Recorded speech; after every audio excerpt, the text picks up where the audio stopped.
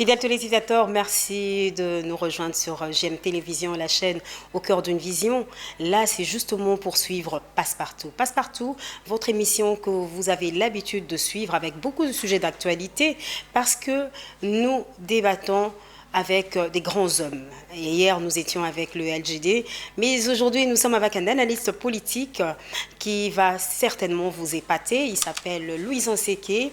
Alors, avant de lui dire bonjour, je remercie tous ceux qui sont derrière la caméra, James et aussi Mishka, mais aussi, sans oublier notre bon Sorlida qui est toujours avec nous, en train de nous donner quelques idées et par rapport à ce qu'on va dire. Alors, je profite pour dire merci à John Bayantita Mamanora ainsi que la famille Mbaya pour cette chaîne de télévision. Voilà, donc restez confiants. Nous sommes là pour fermer la télévision. Je m'en vais recevoir mon invité qui est tellement très bien habillé. Il s'appelle Louis Nseke, l'analyste politique, le communicateur. En tout cas, il a fait le bon temps. Il continue sa lutte. Bonjour Louison. Bonjour Nadine. Je profite d'ailleurs par cette occasion saluer les multiples téléspectateurs de GM Télévision qui nous suivent à ce net moment. Surtout que ce sont c'était les festivités de fin d'année. Comment ça s'est passé avec vous, la Noël avec les enfants, la Noël en famille, mais aussi la Saint-Sylvestre? Ça s'est très bien passé, dans de meilleures conditions d'ailleurs. Donc ici, je rends hommage à l'inspecteur provincial de la police de Kinshasa, ville de Kinshasa, qui a fait un travail remarquable parce que pendant ces festivités de fin d'année, vous avez remarqué que Kinshasa était complètement en sécurité, nous étions sécurisés et donc la circulation des personnes et de leurs biens était vraiment assurée grâce bien sûr à son travail remarquable. Sans oublier les sens uniques, parce qu'il y avait quand même, ça nous a aidé d'une certaine manière. Bien sûr, la mobilité était assurée, donc dans tous les cas, tout était parfait. Certainement, nous habitons Kinshasa, nous n'allons pas frôler les embouteillages. Avant de venir ici, est-ce que vous n'avez pas rencontré les embouteillages, qui est devenu une question épineuse? Vraiment, qu'est-ce qu'il faut faire? Avez-vous certaines pistes pour essayer de donner quand même aux autorités? Parce que ça craint. Même pour rentrer chez soi, on n'en peut plus. Est-ce que c'est l'exode rural? Qu'est-ce qui se passe? Non, mais je crois que le gouvernement provincial de Kinshasa doit prendre cette question à bras le corps parce que ça n'est de trop. Donc le gouvernement, pour moi j'invite vraiment le gouvernement provincial de Kinshasa de prendre à bras le corps la problématique des embouteillages au niveau de la ville de Kinshasa. Parce que, vous savez, c'est un véritable manque à gagner pour notre économie. Et donc si, pour quitter simplement, par exemple, Kitambo Magasin, pour arriver à, on appelle ça comment, à la gare centrale, ça doit vous prendre 3 heures du temps, 3 heures et demie. Et donc moi, je considère ça comme étant un véritable manque à gagner pour notre économie. Et c'est pourquoi j'invite encore une fois de plus le gouverneur de la ville-province de Kinshasa de prendre toutes les mesures idoines pour essayer un peu de discipliner les conducteurs, surtout de motos, ce que nous appelons communément les Wewa, mais aussi surtout les chauffeurs de DC7. Oui, en fait, il y a des parkings partout, même sur la voie publique, mais aussi, deux fois, quand vous suivez ces embouteillages, deux fois, il n'y a rien, mais ou soit c'est un problème d'éducation, peut-être, est-ce que c'est un problème des routes secondaires, finalement, on ne sait plus à quel sens c'est voué. Non, mais ça dit que je vais insister sur le fait que le gouvernement provincial, parce que c'est de la responsabilité du gouvernement provincial d'organiser l'espace qu'on appelle Kinshasa. Regardez, l'une des causes de ces embouteillages-là, c'est quoi? Quand vous arrivez par exemple sur rond-point Ipen, dans le point chaud de Kinshasa, Ipen, rond-point Ngaba, Matadi Kibala. Vous prenez Matadi Kibala. C'est quoi la cause principale de ces embouteillages? C'est d'abord, bien sûr, les mamans qui vendent à même les salles. Vous voyez, on a réduit sensiblement la route. La route, par exemple, à l'Ipen, la route, c'est à 4 bandes. 2 bandes aller et 2 bandes retour. Mais allez voir, à ce net moment ici, il n'y a qu'une seule bande. Une seule bande aller, une seule bande retour. Avec la fréquentation et le flux de véhicules, ça ne va plus. Mais les bourgmestres, ils n'ont pas un rôle. Mais est-ce que les bourgmestres sont démissionnaires ici à Kinshasa? Peut-on encore parler des rôles de bourgmestres? C'est des gens, je ne sais pas, qu'est-ce qu'ils font? Qu'est-ce qu'ils font réellement? Et les gouverneurs de la ville, quelles sont des mesures déjà prises pour essayer un peu de soulager la population de Kinshasa? Il n'y en a pas. Et donc, quels sont les gouverneurs? Les bourgmestres n'en parlons pas, ce sont des démissionnaires. On doit nous trouver des moyens parce qu'ils ont l'obligation, ils ont la responsabilité de nous trouver les moyens et permettre à ce que la population puisse circuler librement. Hein? Et donc, c'est un peu ça. J'invite vraiment le gouvernement provincial de prendre des mesures qui s'imposent pour essayer un peu de soulager la population de Tassouara. Mais si, quand vous invitez, mais est-ce que vous avez vu la problématique sur l'insalubrité et avec Kinshasa et Zobunga? Donc, est-ce que vraiment ça, vous pensez que ça va porter des fruits? Parce qu'avec l'ancien gouverneur, c'était... oui. Vous voyez, Kinshasa ne peut pas être gouverné par des slogans. Nous en avons déjà entendu. C'est déjà vu. Vous pensez qu'ils font rien? Peut-être que c'est ça. Ah ben, ils sont défaillants. Est-ce que c'est pas la population qui en...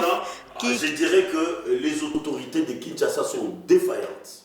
Ils doivent prendre des mesures qui s'imposent pour nous trouver des solutions à ces problèmes-là. Vous savez quoi? Aujourd'hui, c'est Daniel Bumba qui est à la tête de Kinshasa.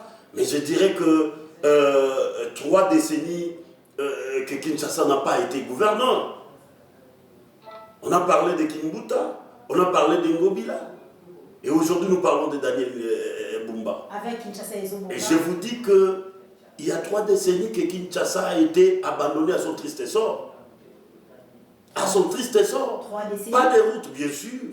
Pas de route secondaire. Ils n'ont rien fait. Ils n'ont rien fait. Oh là là.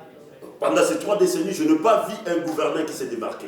Je n'ai pas vu ni Kimbuta, ni Ngobila. Moins encore, Daniel Bumba, je ne lui donne pas trop de crédit. Départ déjà des mesures qu'il est incapable de prendre pour soulager tant soit peu la population. Alors, on doit arrêter avec des slogans. Nous avons besoin des actions à impact visible, des actions concrètes pour que Kinshasa puisse changer réellement. C'est un peu ça ma position. Voilà.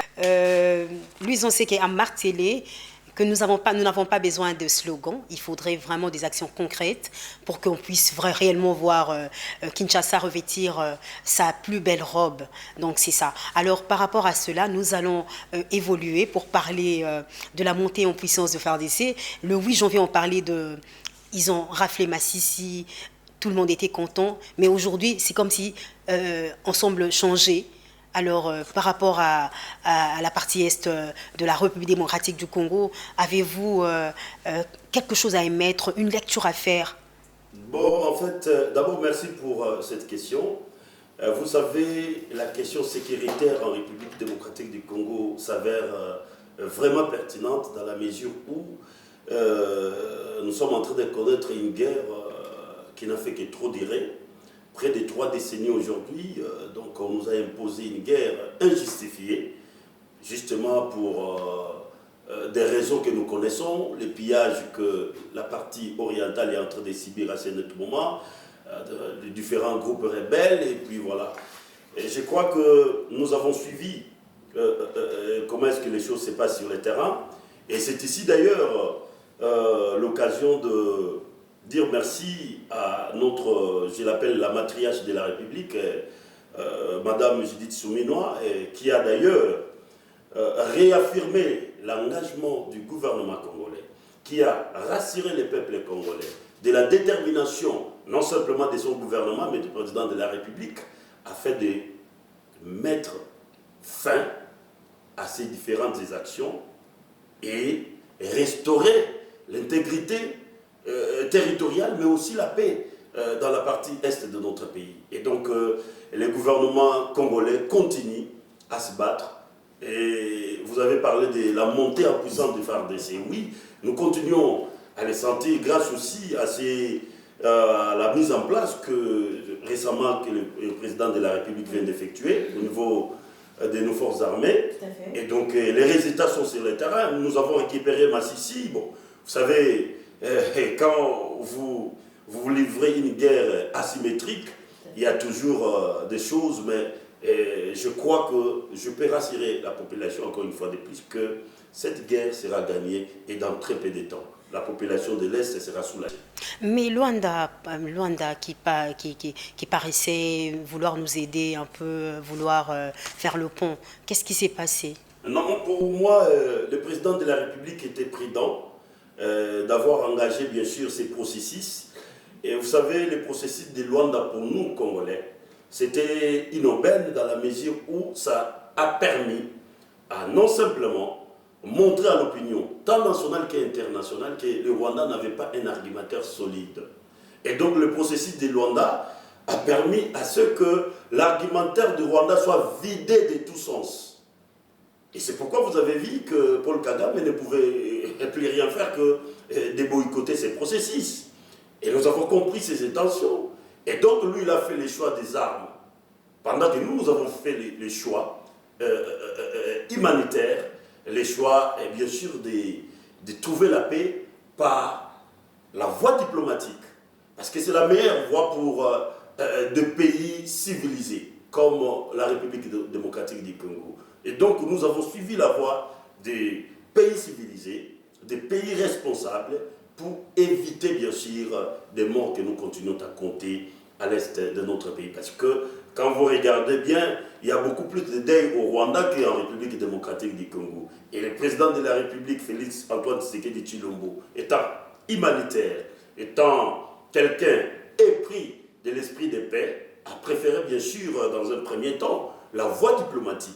Mais cela, bien sûr, ne nous empêche pas de passer à la voie militaire. Et je vous dis, Madame Nadine, que si aujourd'hui, le président de la République arrivait à déclarer la guerre contre le Rwanda, parce que nous savons bien que les Rwandais ou le M23 n'est que l'arbre qui cache la grande forêt, qui est les Rwandais, excusez-moi.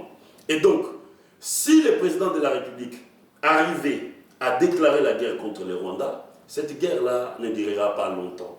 Parce que nous avons une armée qui est aujourd'hui suffisamment équipée, suffisamment formée, pour mettre bien sûr en déroute l'armée rwandaise. Et nous en sommes fiers pour la montée de notre armée, et parce que le gouvernement congolais, et à travers bien sûr Mme Judith Suminwa, avait pris l'engagement de mettre fin définitivement à cette guerre. Et je crois que les jours restent à compter et je peux rassurer encore une fois de plus la population de continuer à accompagner ces autorités, ces dirigeants, afin que nous puissions gagner cette guerre. Voilà donc, vous avez suivi Louison Seke, l'analyse politique. Puisque nous parlons de la matriarche, le gouvernement, il faut faire un bilan chaque année, parce que 2024 est passé et je pense que le gouvernement était sorti.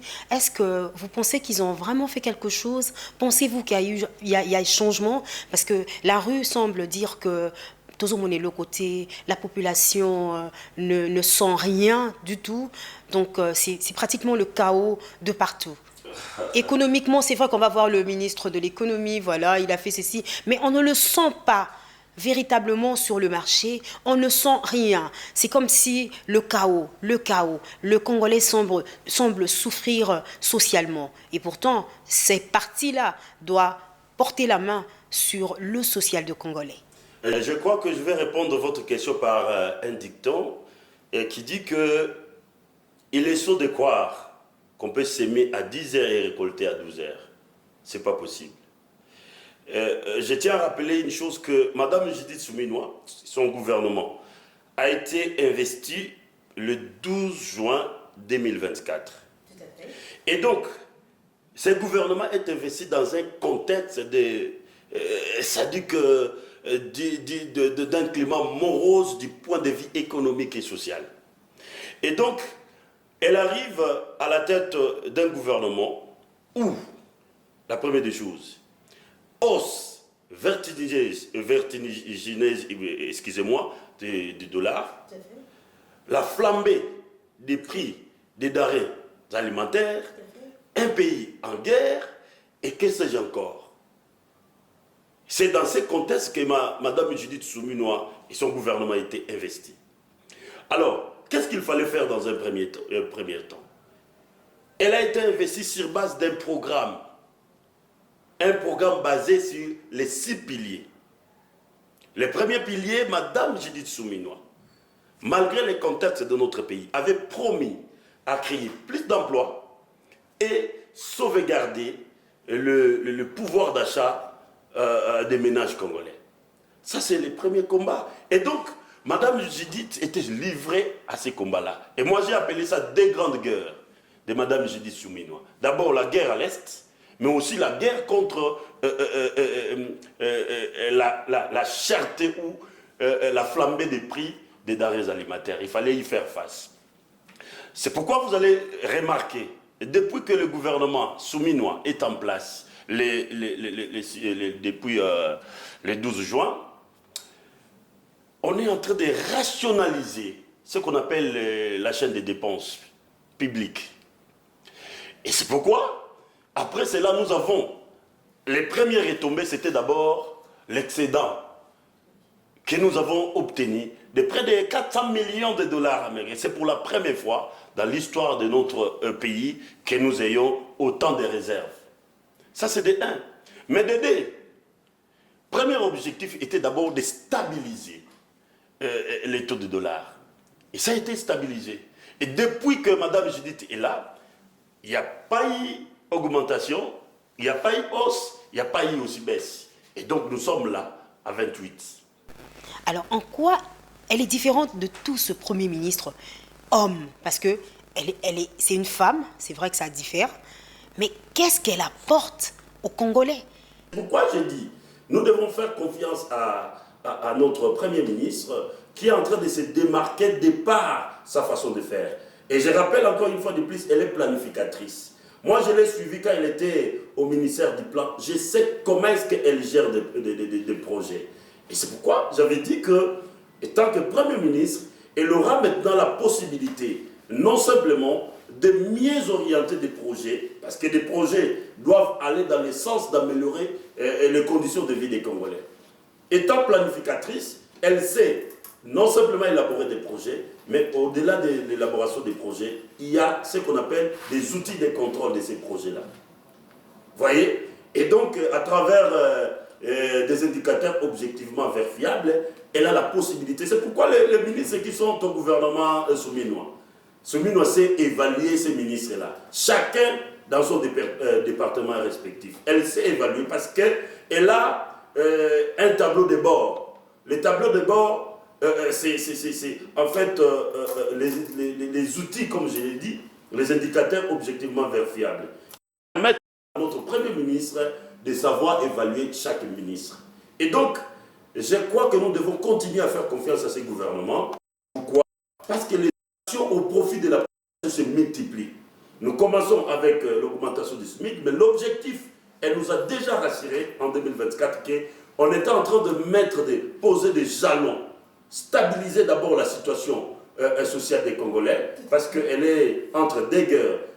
La guerre sociale, c'est-à-dire contre la flambée des prix des denrées alimentaires, mais aussi contre la guerre de l'Est. Et donc elle est en train de se battre. Les résultats sont déjà palpables. Nous sommes en train de réaliser des avancées significatives, mais l'objectif final, c'est d'atteindre bien sûr ce qu'elle nous a rassuré dans son programme quinquennal. Donc voilà, nous avons justement le devoir de la laisser travailler et puis voir ce que ça va donner. Parce que si déjà ça donne des fruits, donc il faut y aller mollo mollo. Je suis quand vous avez dit que en fait c'est quand même différent, il faut donner du temps. Alors on ne va pas parler de la troupe sans parler du chef. On dit qu'il n'y a que de mauvais chefs, un dicton dit. Les troupes, on peut s'en épargner. Vous avez suivi le président de la République qui est allé faire l'itinérance en décembre. Mais déjà, il y avait du bruit par rapport au gouverneur qui a parlé, qui a dit qu'il n'y avait pas de route, qui a fait un speech que beaucoup n'ont pas aimé. Vous avez sûrement suivi ça. Alors, quelle lecture faites-vous par rapport à cela? Je rassure déjà la population que le gouverneur est déjà de retour au niveau de sa province. Et donc, ça peut déjà apaiser les gens. Mais le président de la République, c'est un grand démocrate qui sait aussi écouter les sons des cloches des uns et des autres. Ça dit que le gouverneur était dans ses responsabilités, il a parlé de ce qu'il y avait, bien qu'il y a déjà un travail qui s'est fait sur le terrain. Bon, le gouverneur a parlé de son constat. Non, mais comme vous l'avez dit tout à l'heure, là, un travail qui se fait déjà sur le terrain, bien sûr. Que le gens ne palpent pas, ils le voient. Les résultats, j'ai l'habitude de dire que quand on veut bâtir un moteur, on creuse d'abord en profondeur. Donc on est et quand on creuse en profondeur, c'est pour s'assurer que l'édifice sera soutenu par une fondation solide. Et on appelle ça ça dit que des jalons qu'on pose d'abord. Et je crois que les jalons ont été déjà jetés. Et dans les jours à venir, la population de Grand Kasaï aura le privilège de déguster, bien sûr, les actions concrètes du chef de l'État à cette partie de la République. Donc le gouverneur est déjà de retour. Le président de la République ne pouvait rien face à ce qu'il a dit, parce qu'il n'a pas offensé l'État, il n'a offensé personne. Et tant que le grand démocrate, on savait que le gouverneur va retrouver son poste et il est déjà de retour. Alors, la situation générale du Congo central. Alors, nous allons parler de l'actualité. Les routes urbaines. Le gouverneur a demandé 15 millions à solliciter les 15 millions, c'est vrai qu'on va chuter, on va y aller. 15 millions de crédit, hein, que l'Assemblée l'a aidé à avoir. C'est vrai que ça fait débat au Congo central, mais essaie un peu de faire ta lecture par rapport à tout ça. Merci beaucoup pour cette question. Avant, bien sûr, de répondre à la question, j'aimerais d'abord rendre un vibrant hommage à un monsieur, un de Né-Congo, qui est en train aussi de se démarquer par sa façon de faire les choses. Il s'agit bien de l'honorable et le Dirkaba du chef de l'État, la personne de André Ouamesso, l'honorable André Ouamesso, qui est en train de faire un travail vraiment remarquable au niveau de notre province. C'est ici d'ailleurs l'occasion de lui rendre vraiment de vibrants hommages. Pourquoi? Parce que nous étions avec lui le 4 janvier à Kimpese, territoire de Songololo, où il a construit d'abord un grand pont qu'on appelle le pont PT, qui désenclave presque deux secteurs de Kazi et l'autre secteur qui était complètement enclavé. Et donc il a entendu les sons de cloche de la population de ces coins-là. Il est allé, il a construit un grand pont. C'est un ouvrage imposant qu'il a pu donner à la population de Kimpese. Et donc on a appelé ça le pont PT. On est allé là-bas pour l'inauguration de ces ponts. Et au-delà de ça, il a commémoré avec la population du Congo central le 4 janvier. Vous le savez bien que quiconque le 4 janvier, c'est une date historique pour d'abord notre pays en général, et pour le Congo central en particulier. Et parce que ce 4 janvier-là, le Congo central était la province qui a beaucoup plus perdu des citoyens ou encore des ressortissants par rapport à ces combats qu'on menait déjà à l'époque. Et donc, honorable André Ouamesso avait trouvé bien sûr l'occasion d'aller commémorer cette date-là avec la population de la province du Congo central en général et du territoire de Songololo en particulier. Et nous étions présents. Et donc, dans son speech, il a rappelé qu'on est Congo, ce qui faisait notre force. Mais parlons de cette question qui fait débat, la vente de nos terres au Congo central. D'ailleurs, l'honorable André Ouamesso a appelé la population à l'unité, à la concorde, pour qu'il y ait la paix. Mais pour qu'il y ait la paix, il faut qu'il y ait collaboration. Là-bas, il y a vente de terres ici, de l'autre côté, il y a ceci, il y a cela, et ça crée des désordres. Et c'est pourquoi l'honorable André Ouamesso nous a appelés à l'unité. C'est notre force. Le Makuku Matatu, dont on fait allusion, les 3 districts, c'est notre force à nous.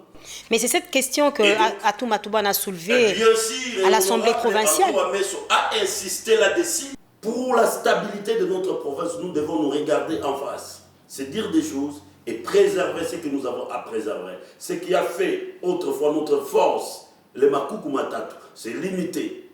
Et aujourd'hui, face aux enjeux de notre pays, Le Congo central doit jouer aussi pleinement son rôle. Parce que depuis 1960, après le départ bien sûr du président Kasavubu, fait le président Kasavubu, je salue la mémoire, c'est pour la première fois que nous avons, que le Congo central a des représentants dans toutes les institutions de notre pays. Vous voyez? Parce que le président de la République avait déjà promis au Congo que si vous me soutenez, parce que vous avez toujours l'habitude de basculer à l'opposition, le jour où vous aurez conscience de soutenir le pouvoir en place, moi le président de la République, je sais, ce qui vous a longtemps manqué, c'est la primature. Et pendant les élections de décembre 2023, le président de la République avait nommé l'honorable André Ouamesso comme coordonnateur de la campagne du chef de l'État au niveau de la province. Il a rassemblé tous les Nécongos. Et c'était pour la première fois. De Nord, c'est-à-dire que de Kazangoulou jusqu'à Mwanda, tous les leaders étaient ensemble. Et je tiens encore à rappeler une chose, peut-être qui échappe à notre mémoire, c'est que c'est pour la première fois de notre histoire que nous avons 24 députés nationaux, 41 députés provinciaux, tous de l'Union sacrée, tous du pouvoir en place. C'est pour la première fois. L'opposition n'a rien raflé au niveau de la province du Congo central. Les 24 députés nationaux sont de l'Union sacrée, les 41 députés provinciaux sont de l'Union sacrée. Et ça, c'est un fait à rappeler à l'opinion. Et grâce bien sûr à notre unité, l'honorable Ouamesso a appelé tout le monde. Nous avons vu des Moutambach, nous avons vu des Mouta sénateurs Mwaka, nous avons vu des Atumatouana, nous avons vu tout le monde, des Crispin Mbadou, et j'en passe. Tous étaient unis. Et à la fin, les résultats étaient positifs. Nous avons donné au chef de l'État près de 95% de voix. Et ça nous a valu, aujourd'hui nous avons la primature. Non simplement la primature, nous avons la vice-primature. Au-delà de la vice-primature, nous avons la vice-primature en économie. Et au-delà nous sommes représentés au Sénat, au bureau du Sénat. Nous sommes représentés, la Cour de cassation un peu partout. Ça dit qu'aujourd'hui, la province est en train de bénéficier des résultats de son unité. Et je crois que nous devons continuer sur cette lancée pour participer activement aux enjeux qui se dessinent déjà à l'horizon à notre pays. Voilà un peu ce que j'allais dire par rapport à cela. Mais quant à... Grace Bilolo, depuis son accession, les gens disent que non, ça va. Il a amélioré beaucoup de choses du côté de l'éducation. Et puis aussi, ça va quand même, ceux qui sont pour la paix et tout ça. Les gens qui sont contents peut-être pour les infrastructures. Il y a des routes urbaines, il paraît. Il y a même cette route de Tchéla et tout ça, où le gouverneur était récemment. Cette route de Manterre ou Tchéla ou quelque chose du genre. En tout cas, il paraît que vraiment du côté infrastructurel, Grace Bilolo semble être un grand manager. Merci beaucoup d'ailleurs pour cette question. Je sais qu'au niveau de la province du Congo central, les gens nous suivent, la population est en train de nous suivre. Je crois que nous devons être rationnels quand il faut parler de la chose publique. Pour être meilleur, il faut qu'il y ait des résultats. Mais tant qu'il n'y a pas de résultats, vous ne pouvez jamais être meilleur. Mais les résultats ne sont pas palpables. Aujourd'hui, le conseiller en communication, Martin Solo, qui a fait son speech lors des 100 jours, qui a essayé d'éclairer la lanterne de l'opinion. Martin Solo n'est pas... C'est mon ami, je l'ai salué d'ailleurs en passant. Malheureusement, il n'est pas redevable vis-à-vis de la population. Martin Solo n'a jamais été élu par la population. Et donc, celui qui est redevable vis-à-vis de la population s'appelle M. Grace Bilolo. Vous avez, en fait, moi particulièrement, je n'avais pas eu froid aux yeux pour le dire tout haut, que Grace Bilolo devrait organiser un point de presse, tablant sur ses 100 premiers jours à la tête de notre pays et expliquer à la population ce qu'il a déjà fait et ce qu'il compte bien sûr faire pour la suite des choses. Mais déjà d'emblée, nous sommes de fils né Congo. Et nous sommes des politiques Congo. Mais Martin Solo l'a si bien dit. Il a démontré les routes urbaines, on a construit la route de... Malheureusement, ça dit que Martin Solo était dans une autre planète. Malheureusement, je dis bien, Martin Solo, mon frère, était dans une autre planète quand il racontait, quand il débutait ce genre de choses. Il était dans une autre planète. Nous qui sommes sur la planète Terre, nous qui sommes au niveau de la province du Congo central, nous pouvons vous dire que grâce Bilolo, depuis qu'il a la tête de cette province-là, il n'y a rien, alors rien du tout. Et donc, si vous pensez qu'il faut nous parler d'une route qui a été réhabilitée, pas construite, mais réhabilitée, de 120 mètres, si c'est ce que vous appelez que non, il y a amélioration des conditions, je ne sais pas quoi, et ça je dirais non. Si, lorsqu'on arrive à Boma, on colmate un trou sur, du côté de l'avenue, je ne sais pas, Abbé ou que sais-je encore, si c'est colmaté, un petit trou, c'est ça, qui fait de grâce Bilolo le meilleur gouverneur, je suis désolé, je dirais que c'est faux. Et il est allé du changement changement aux révisions de la Constitution. Il a même démontré pourquoi il fallait le faire. Et c'est pourquoi d'ailleurs, Madame Nadine, je dirais à l'opinion que le nom du président de la République ne peut pas être cité de n'importe quelle manière. Et si vous suivez notre frère Grace Bilolo, il cite le nom du chef de l'État justement pour cacher son incompétence. Cacher simplement mais quel mal il fait quand il demande à ce que il dit que nous devons changer la constitution pour construire des routes. Ça n'a pas de sens.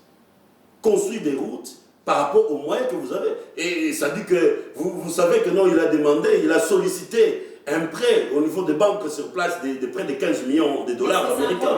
Ça va aider à construire quoi? Est-ce que du temps de Bandou, il n'avait pas des prêts?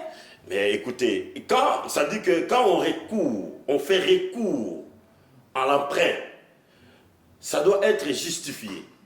Et jusque-là, Grace Bilolo est incapable de nous dire ce qu'il veut de ces 15 millions.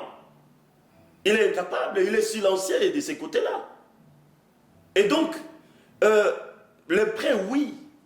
Mais ces prêts-là ne peuvent pas hypothéquer l'avenir de notre province. Mais ils ont beaucoup de projets, ils veulent construire une salle de congrès. Il y a une salle de congrès qui doit être... C'est du bluff. Comment c'est du bluff? Je vous dis que non, c'est une vaste escroquerie. Et Grace Bilolo a réussi une chose, c'est s'entourer. C'est faire entourer d'abord bon, ce sont des frères, je ne peux pas utiliser les mots méchants de Djalelo, mais il s'est fait entourer à des propagandistes, pour ne pas les appeler les Djalelo, des gens qui font des bruits pour des rien. Et donc, si vous partez au niveau de la province du Congo central, depuis que Grace Bilolo est là, et rien ne marche, rien ne bouge, si ce n'est que des bruits.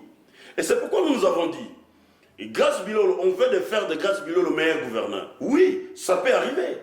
On peut faire de Grace Bilolo meilleur gouverneur à travers des actions à impact visible. Mais tant qu'il n'y a rien, vous ne pouvez pas les considérer comme de dessert agricole. Meilleur par rapport à quoi? Quelles sont des routes de dessert agricole que Grace Bilolo a construit? Rien du tout. Nous l'avions vu à Tchela. Nous l'avions vu à Tchela pour aller poser la première pierre. Première pierre pour faire quoi? Construire un pont de 3 mètres. C'est une honte pour la province. Alors que, toujours à Tchela, il y a le sénateur Roger Mokamoka, que je salue d'ailleurs en passant, qui a construit le pont d'Oko. La population de Tchela connaît ce pont-là. Le pont d'Oko, c'est un pont qui mesure à peu près 8 à 9 mètres de longueur, 7 mètres de largeur. Un pont imposant. Mais il n'a pas fait de bruit. Mais lorsqu'un gouverneur se déplace dans un territoire, juste pour aller poser la pierre, pour construire un pont de 3 mètres, c'est une honte. Et ça, nous ne pouvons pas accepter ça. Et donc, la Constitution n'empêche à rien à Grace Bilolo de finir le stade de Lumumba, de finir le stade d'Amar, de nous construire de nouvelles routes à Matadi. Parce qu'à Matadi, nous n'avons pas de routes. À Boma, n'en parlons pas. Boma, aujourd'hui, quand vous y arrivez, ça exprime ou ça communique l'image d'une ville archaïque, d'une ville dépassée. Et quelle est la politique pour rénover la ville de Boma? Il n'y en a pas. Pour construire de nouvelles routes à Boma, il n'y en a pas. À Gazangoulou, il y a l'insécurité qui bat son plein. À Kimpé, c'est là où nous y étions. La population a parlé. À Songololo, il y a l'insécurité qui bat son plein. Grace Bilolo ne fait rien du tout. C'est un gouverneur protocolaire, alors que nous, au niveau de la province, nous avons sollicité, parce que nous continuons à chercher l'oiseau rare. Mais pourtant, on a plébiscité AVC d'avoir mis en place un bon gouverneur, une personne qui allait sauver. Et jusque-là, sur les images, nous voyons des infrastructures urbaines. On voit qu'on a été avec Patti qui était...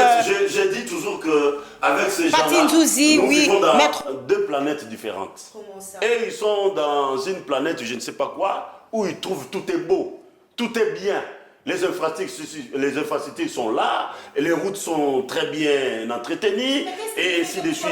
Mais lorsque vous descendez sur terre, là où nous sommes, au Congo central, d'où nous sommes, vous trouvez qu'il y a un problème. Il y a un problème de management. Il y a un problème de leadership, il y a un problème de compétences. Si l'Assemblée provinciale avec Papi Matezolo soutient les actions du gouverneur, mais vous dites autre chose. L'honorable Papi Matezolo, je l'ai sali d'ailleurs en passant. Ok. Et je crois qu'il sait. À chaque fois que j'ai l'occasion de parler avec lui, je lui dis toujours que, je lui rappelle que l'histoire retiendra une chose. Papi Matezolo, c'est quelqu'un qui s'est beaucoup bâti pour la province du Congo central. Et donc, il n'a pas droit à l'erreur. Et il le sait. Je continue à le rappeler aussi que Papi Matezolo ne pouvait pas composer avec Grace Bilolo. Avec lui, Papi Matezolo, nous avons acquis à l'époque Atumatubouana de l'incompétence. Alors aujourd'hui, je ne peux pas comprendre que l'honorable Papi Matezolo puisse soutenir Grace Bilolo. Grace Bilolo n'a ni compétence. Grace Bilolo n'a pas de leadership. C'est notre frère à nous. On a été avec lui. Il peut soutenir Grace Bilolo. Lui, c'est le contrôleur. On l'éprouve dans la gestion de notre province. C'est le contrôleur. Il soutient. Ouais. Mais normalement, c'est le contrôleur et les contrôleurs. Lorsque les contrôleurs et les contrôlés se font amis, ça devient quoi? Qu'est-ce qu'il dit qu'ils sont amis? Qu'est-ce qui prouve qu'ils sont amis? C'est dit que je ne vais pas entrer dans ces polémiques, mais sinon... je continue à insister en disant que Papi Matezolo n'a pas droit à l'erreur. Sinon, l'histoire retiendra que tout son combat n'était qu'un combat d'intérêt. Pas un combat. Mais ici, vous avez loué, quand nous avons commencé, vous avez loué, vous avez parlé de la main tendue entre le 41 et voilà, les Makukumata, tout et tout. Et maintenant, vous semblez changer la donne. Non, on nous a complètement déroutés. On nous a déraillé complètement. Parce que l'objectif était quoi? C'est trouver un oiseau rare, capable bien sûr d'imposer un nouveau leadership à la tête de notre province afin d'avancer. Nous avons besoin d'avancer. Chère Nadine, nous avons besoin d'avancer, mais jusque-là, la province nous tourne à rond. Nous continuons à tourner à rond. Et Grace Bilolo fait absolument et fidèlement, exactement ce que nous avions réquisé de l'époque d'Atumatubouana. Peut-être il le fait pur, vous voyez. Et c'est pourquoi la province du Congo central, je le répète encore une fois de plus, n'avait pas besoin d'un gouverneur protocolaire comme Grace Bilolo. Le Congo central avait besoin d'un gouverneur manager, un gouverneur compétent, ayant un leadership imposant pour que nous puissions avancer. Mais on a parlé de la nouvelle classe politique. La nouvelle classe politique ne peut pas être... C'est-à-dire on ne peut pas justifier l'incompétence et la médiocrité sur le renouvellement de la classe politique. Le renouvellement doit être qualitatif.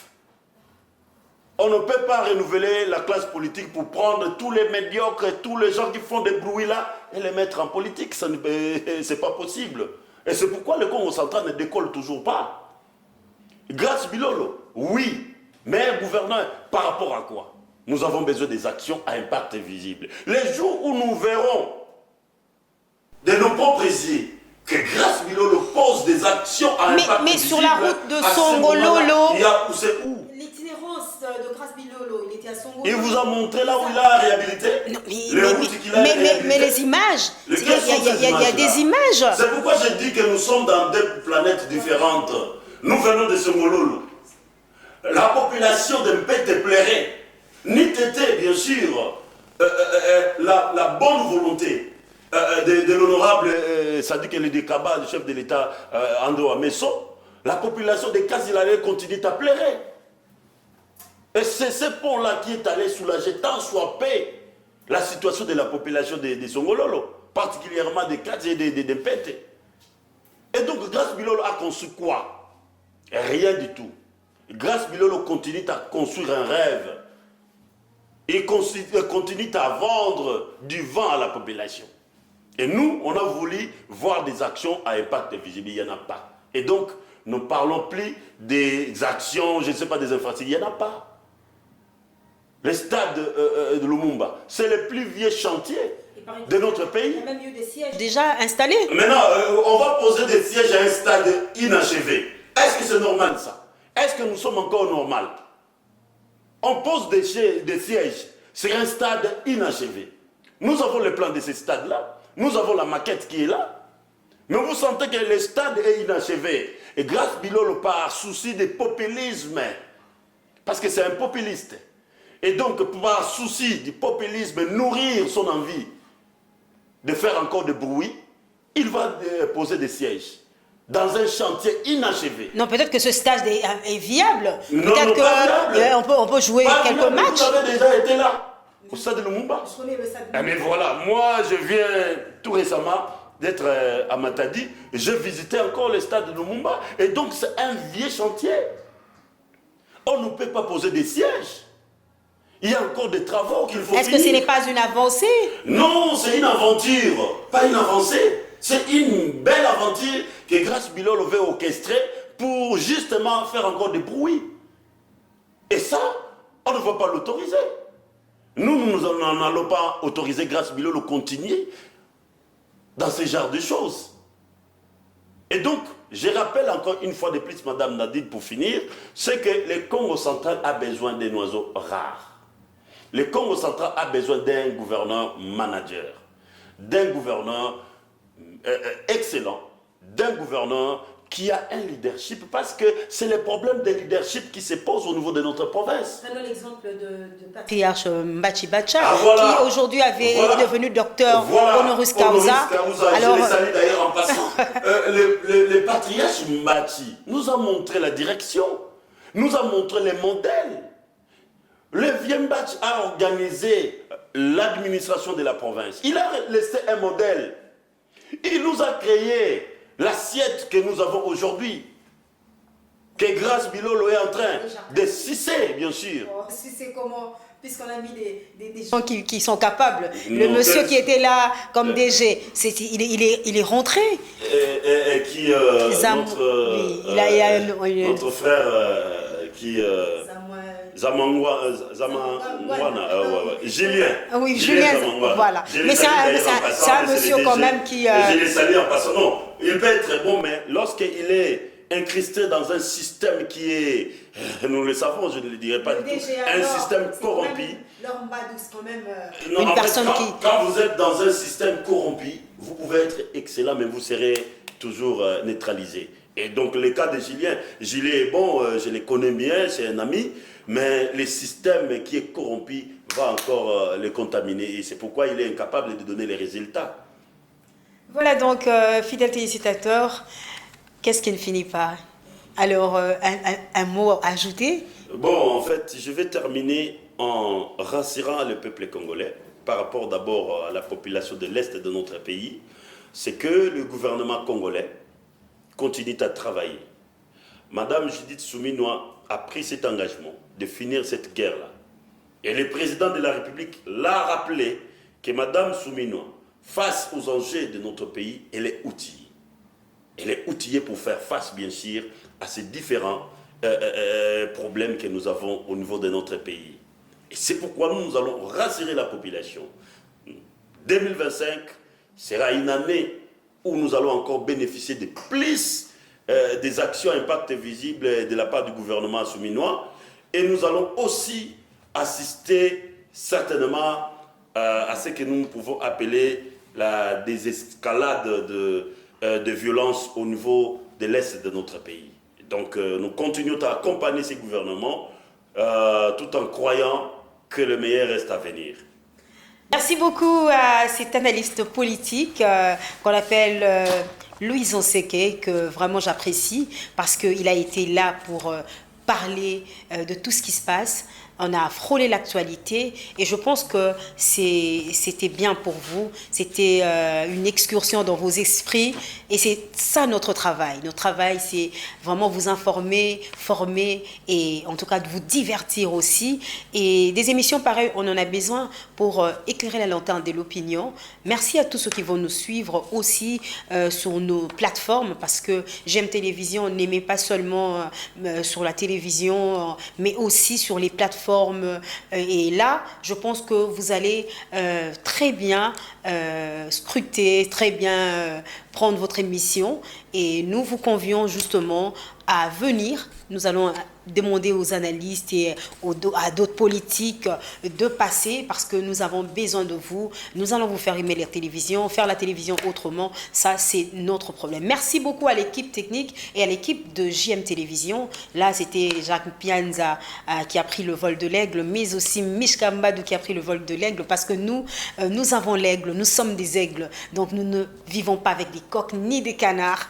Alors, vraiment, merci beaucoup à John Bayantita, merci beaucoup au DG Jonathan Mbaya, le full boss. Mais pourquoi pas saluer Maman Nora et toute la famille. Merci à tous les téléspectateurs qui nous suivent de partout. En tout cas, restez confiants, restez branchés sur JM Télévision.